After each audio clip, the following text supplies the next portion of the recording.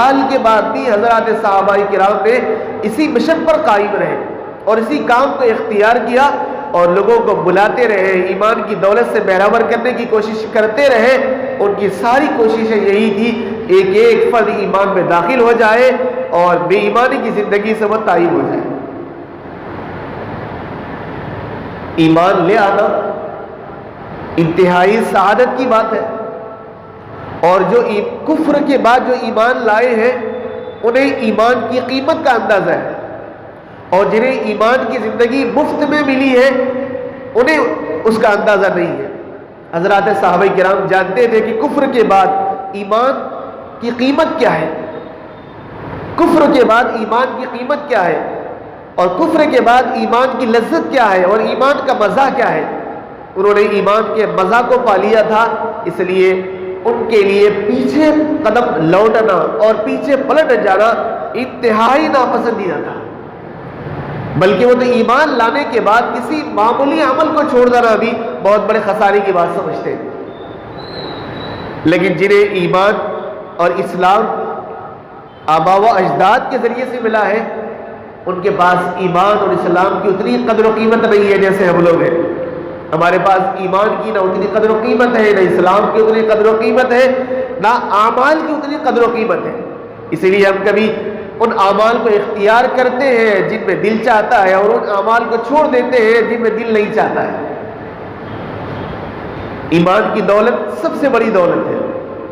کفر کے بعد ایمان قبول کرنا یہ بہت بڑی سعادت کی بات ہے، اور اسلام قبول کرنے کے بعد اسلام سے پھر جانا انتہائی بدبختی کی بات ہے، انتہائی بدبختی کی بات ہے۔ اور جو اسلام قبول کرنے کے بعد پھر کفر کے راستے کو اختیار کر لیتا ہے اور ایمان کی ہدایت والے راستے کو چھوڑ کر گمراہی کے راستے پر گامزن ہو جاتا ہے، اسلام کی نظر میں اسے مرتد کہا جاتا ہے۔ اسلام چھوڑ کر پھر دوبارہ وہ کفر کے اور شرک کے راستے کو اختیار کر لے۔ ارتداد انتہائی محرومی کی بات ہے، اور جو شخص اسلام چھوڑ کر پھر کفر کو اختیار کر لے، مرتد ہو جائے، انتہائی بدبختی کی بات ہے۔ اسلام لانے کے لیے کسی کے لیے زبردستی نہیں ہے۔ آپ کا دل چاہے اسلام قبول کرے، دل نہ چاہے اسلام قبول نہ کرے۔ اللہ تبارک و تعالیٰ نے کسی کو زبردستی نہیں کہا ہے کہ آپ نے مسلمان بننا ہی ہے۔ قرآن کریم میں اللہ تبارک و تعالیٰ کا ارشاد ہے، لا اکراہ فی الدین، دین میں کوئی زبردستی نہیں ہے۔ دل چاہا اسلام قبول کرے، دل نہ چاہا مت قبول کرے۔ لیکن اسلام قبول کر لینے کے بعد، ہدایت کے مل جانے کے بعد پھر گمراہی کی طرف لوٹ جانا، پھر کفر و شرک کی تاریکیوں کی طرف جو پلٹ کر چلے جانا انتہائی بدبختی کی بات ہے۔ اللہ تبارک و تعالیٰ کی نظر میں وہ شخص کو گرا دینے والا عمل ہے، اور وہ شخص دنیا میں بھی سزا کا مستحق ہوتا ہے اور آخرت میں بھی سزا کا مستحق ہوتا ہے۔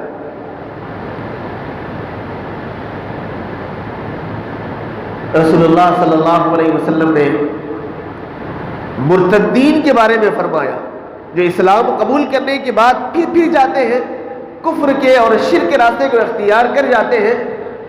رسول اللہ صلی اللہ علیہ وسلم نے ارشاد فرمایا، جو اسلام قبول کر کے مرتد ہو جائے وہ واجب القتل ہے، اسے قتل کرنا واجب۔ وہ دھرتی پہ رہنے کے قابل نہیں ہے، وہ زمین پہ رہنے کے قابل نہیں ہے، وہ اللہ کی نعمتوں سے فائدہ اٹھانے کے قابل نہیں ہے۔ اللہ نے اسے ہدایت سے سرفراز فرمایا، پھر وہ گمراہی کی طرف چلا جاتا ہے۔ کفر اور شرک سے بھی زیادہ بدترین جرم یہ ہے کہ اسلام قبول کر کے پھر کفر کی طرف مائل ہو جانا۔ ایک حدیث میں رسول اللہ صلی اللہ علیہ وسلم نے ارشاد فرمایا، اگر کوئی شخص کلمہ پڑھ لیتا ہے لا الہ الا اللہ محمد رسول اللہ، اس کا خون بہانا جائز نہیں، اس کا خون بہانا جائز نہیں، الا یہ کہ کوئی شخص یہ 3 جرم کا ارتکاب کرنے لگ جائے۔ کسی مسلمان کو قتل کرنا جائز نہیں ہے بلا کسی وجہ کی، کیونکہ وہ اسلام قبول کر چکا ہے، اب اس کی جان بھی محفوظ ہے اور اس کا مال بھی محفوظ ہے۔ اللہ یہ کہ وہ 3 غلطیوں میں سے کوئی ایک غلطی کر جائے۔ آپ صلی اللہ علیہ وسلم نے فرمایا ایک یہ ہے کہ محسن شادی شدہ شخص زنا کا مرتکب ہو جائے۔ شادی شدہ شخص اگر وہ زنا کر لے، اب اللہ کے نبی صلی اللہ علیہ وسلم نے فرمایا اس کے قتل کرنا حلال ہے، جائز، اسے قتل کر دیا جائے گا۔ زنا انتہائی بدترین جرم ہے، گھناؤنا عمل ہے، اور اس کی سزا بھی انتہائی سخت ترین ہے۔ اور شریعت اسلام نے جو سزائیں مقرر کی ہے بڑے بڑے جرموں پر، جتنی بڑی بڑی سزائیں دی ہیں، ان سزاؤں کا مقصد بھی یہ ہے کہ دنیا ان جرموں سے پاک ہو جائے، اور لوگ وہ جرم کرنے سے پہلے 1000 مرتبہ سوچیں اگر میں یہ جرم کروں گا تو اس کی سزا یہ ہے، تاکہ لوگوں کو ان جرموں کے کرنے سے پہلے سوچنے کا موقع ملے۔ اگر کوئی غیر شادی شدہ یہ جرم کرتا ہے، زنا کرتا ہے، 100 کوڑے لگائے جائیں گے اسے۔ غیر محسن کہا جاتا ہے، غیر شادی شدہ اگر یہ عمل کرتا ہے 100 کوڑے لگائے جائیں گے۔ یہ کم سزا ہے اس کی، غیر شادی شدہ ہے، آپے سے باہر ہو گیا ہوگا، جذبات سے بے قابو ہو گیا ہوگا، اس سے غلطی ہو گئی ہوگی، یہ سزا ہے اس کے لیے کم۔ اور شادی شدہ ہونے کے بعد جبکہ اللہ تبارک و تعالیٰ نے حلال اور طیب بیوی اس کے لیے مقرر کر دی ہے، اس کے باوجود پھر وہ غلط راستے کو اختیار کرتا ہے، ناگواری کے راستے کو اختیار کرتا ہے، حرام کاری کے راستے کو اختیار کرتا ہے، اللہ تبارک و تعالیٰ فرماتی ہے اس کی سزا اس سے زیادہ سخت ہے کہ حلال بیوی ہونے کے بعد، جائز راستے ملنے کے بعد ناجائز راستہ اور حرام راستے کو اختیار کرتا ہے، اس کے لیے سنگسار کا حکم دیا گیا ہے، اسے پتھروں کی بارش کر کے قتل کر دیا جائے گا۔ یہ سخت ترین سزا ہے اس شخص کے لیے کہ جو شادی شدہ ہونے کے باوجود زنا کا ارتکاب کرتا ہے۔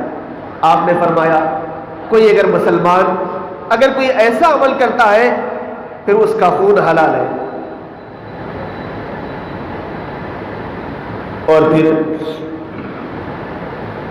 دوسری بات آپ نے ارشاد فرمائی اگر کوئی کسی کو ناحق قتل کرتا ہے اس کے بدلے میں پھر اس شخص کو قتل کیا جائے گا۔ ناحق قتل کا بدلہ یہ ہے کہ قاتل کو بھی قتل کر دیا جائے۔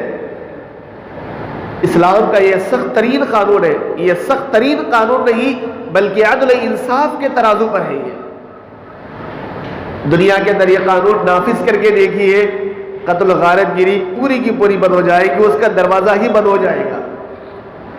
اور سابقہ ادوار میں آپ جا کر دیکھیے، سابقہ حکومتوں میں آپ جا کر دیکھیے جہاں اسلامی حکومتیں قائم تھی اور جہاں اسلامی قوانین نافذ تھے، وہاں کے جرائم کی فیصد کتنی تھی، اور آج دنیا کے ان ممالک کے اندر جہاں اسلامی قوانین کا بول بالا نہیں ہے، یہاں جرائم کی فیصد کتنی ہے۔ اخبارات آپ اٹھا کر دیکھیے، سر آپ کا شرم سے جھک جائے گا۔ ہر 2-4 نیوز کے بعد تیسری اور چوتھی نیوز یہی آئے گی کہ کسی نے کسی کو قتل کر دیا، اور بسا اوقات تو مقتول کو معلوم نہیں ہے کہ اسے کس وجہ سے قتل کیا گیا ہے، اور بعض معمولی چیزوں پر قتل کر دیا گیا۔ ابھی کل کی اخبار کے آپ نیوز ہے، اگرچہ کہ وہ جو ہے غیر مسلموں کا ہی معاملہ ہے، چاہے غیر مسلم ہو یا مسلمان ہو، بہرحال تو انسان تو ہے، ان کے پاس بھی اپنی جان ہے، انہیں بھی دنیا میں زندگی گزارنے کا موقع ہے۔ معمولی بات پر، معمولی جائیداد پر جو ہے ان کا قتل کر دیا گیا، کوئی بات نہیں ہے، معمولی بات ہے۔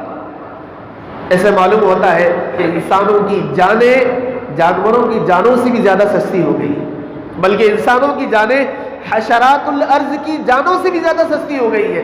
آدمی چونٹیوں کو بھی مارتا ہے، ان کے بلوں کے اندر بھی اگر کوئی دوا ڈالتا ہے تو سوچ کر ڈالتا ہے، اور یہ سوچتا ہے کہ کہیں ان کی جانیں ضائع نہ ہو جائے، بہت ہی غور و فکر کے بعد پھر اس کے بعد ان کی جانوں کو تلف کرتا ہے۔ لیکن انسانوں کی جانیں ایسے معلوم ہوتا ہے کہ اس سے زیادہ سستی ہو گئی ہے۔